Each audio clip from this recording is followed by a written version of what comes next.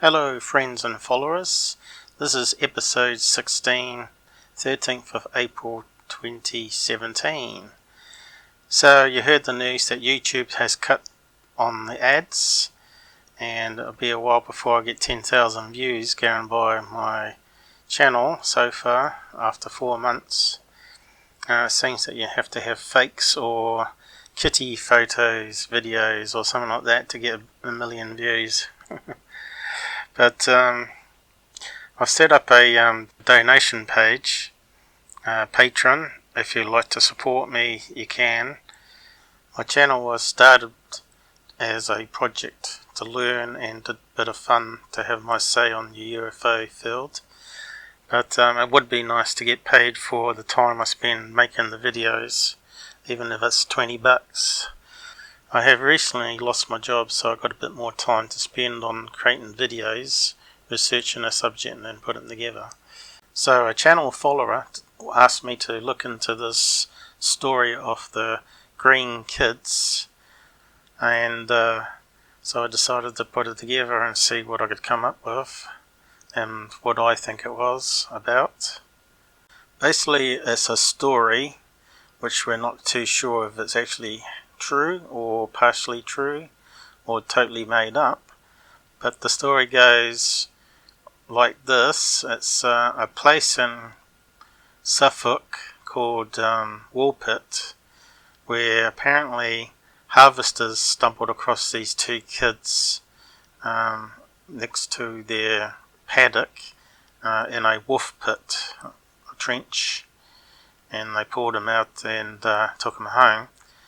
And they had this green skin on them and weird looking clothes made from strange material, and they spoke a strange language which no one understood, and basically they wouldn't eat food apart from vegetables, so they lived off green beans for a while and maybe probably other vegetables, and eventually they ate bread. And one was a girl and one was a boy. The boy was younger, but it later died of an illness unknown. No one kept the clothes, because normally you get antique roadshows from items back in those days, but no one thought about keeping the clothes for making money from, selling it as a novelty of green kids trousers or whatever. So that's a bit suspect there, I think. Now this is where the story gets a bit strange. The girl later, once she's learnt English, tells the story that they were living in an underground village and come across a cave where their sheep or cattle had entered into, and they tried to follow them and got lost. And eventually they found their way out the tunnels into daylight, which is where they apparently stumbled across the field that they got found in. Despite having green skin, they also have this tale of an underground city. They said it had constant light source, or twilight as they said, not extreme sun like they encountered when they come out of the hole. So now let's have a look at the facts of the case and break it down. So here's a picture of some of the buildings from the location, and also a map of where Suffolk is, and you can see it's north of Norfolk and down the right side of England there.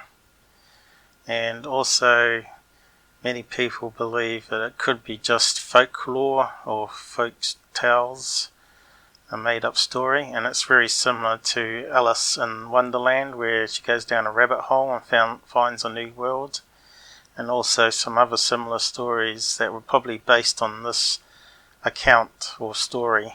Correction, I mean south of Norfolk, not north. So some of the theories about where the children come from, whether it was from alien hybrids that were left behind or got rid of, or maybe escaped children from a imprisonment like a dungeon, or perhaps they were hiding in a valley forest where the trees blocked the sunlight. Or maybe they were time travelers that somehow got into our timeline and couldn't get back. Or the other cases, maybe there is a group of people that are living underground that no one knows about. Some of them are far-fetched, of course.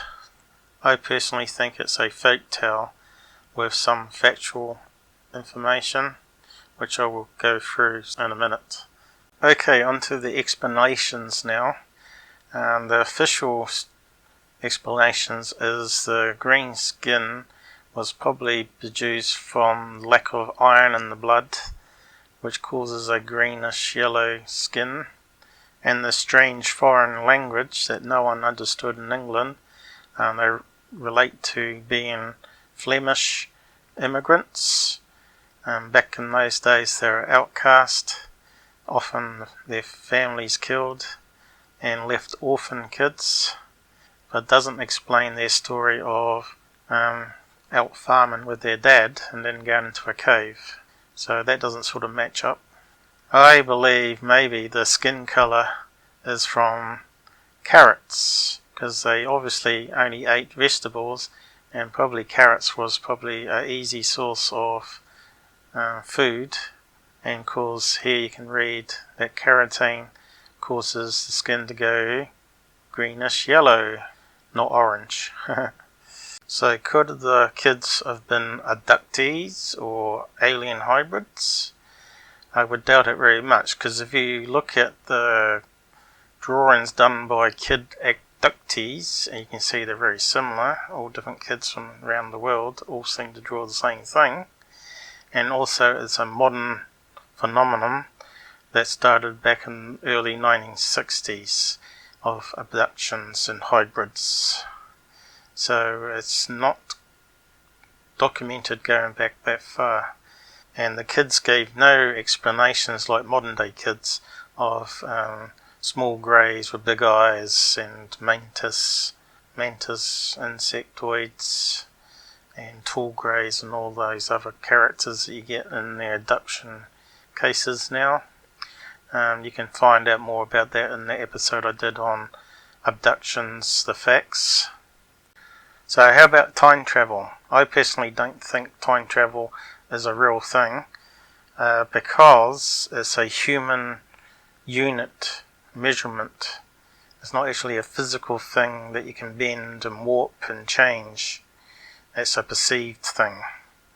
However, some scientists, quantum physics scientists, theorize that if we have multiple universes, that you could slip through, or they could have slipped through from their universe into our universe, and sometimes we slipped into their universe through holes between the two fabrics of space, as you can see on that diagram picture there. Of course, you may have heard of the Mandela effect, which is like a buzzword going around the web at the moment, which they claim someone is altering our timeline and our memories don't match up with what the internet says or the movies say and things like that. Our channel friend Unirock, he's big into the Mandela effect, so go and have a look at his channel and episodes and he'll explain it to you. Of course, there's a lot of documented time travel stories. Here's one about a 1935 pilot that claims that he landed where he normally lands for the airport to find it overgrown and the hangars fallen apart.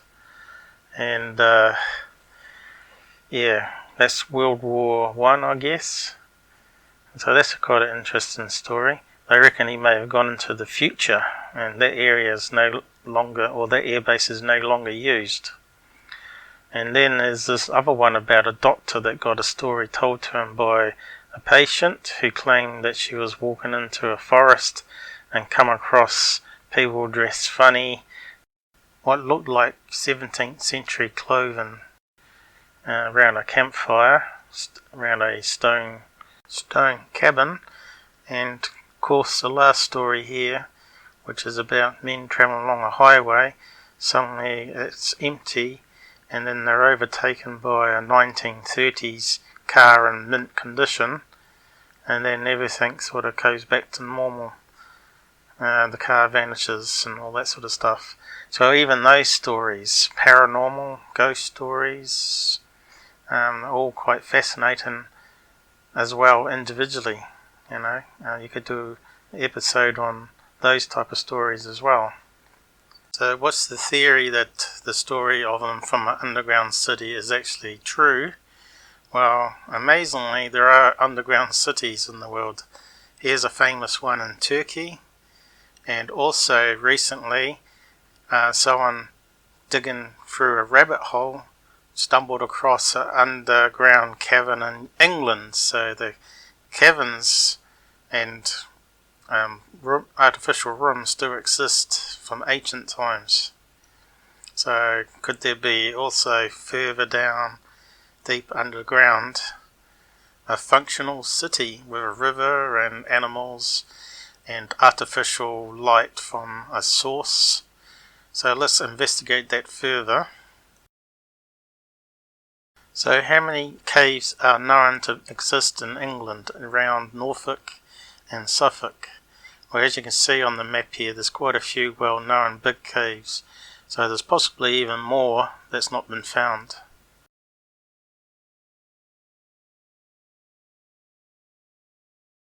Here's an article talking about a Russian cult that were living underground, and the kids of them hadn't even seen daylight ever, so it's possible. Also, there were several girls that were in prison in bunkers, sex slaves. One in Germany, I think it was, had a girl in the basement for 24 years. And so it's possible that you can live without direct sunlight for vitamin D. So what about plants needing sunlight to grow underground? Well, sunlight is not the only source of light energy. And as you can read here, volcanoes do emit light as well. So maybe if you had a